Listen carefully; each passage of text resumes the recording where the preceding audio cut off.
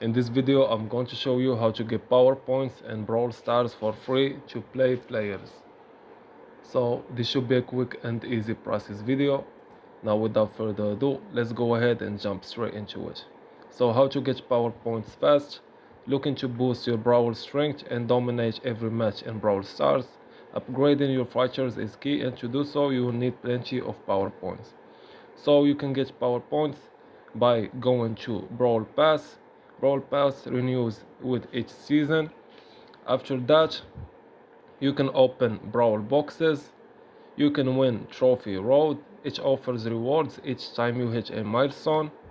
And conclusion, maximizing power points in Brawl Stars is essential for upgrading and strengthening your brawlers to their fullest potential. So this was an easy and quick process video. As always, thank you for watching.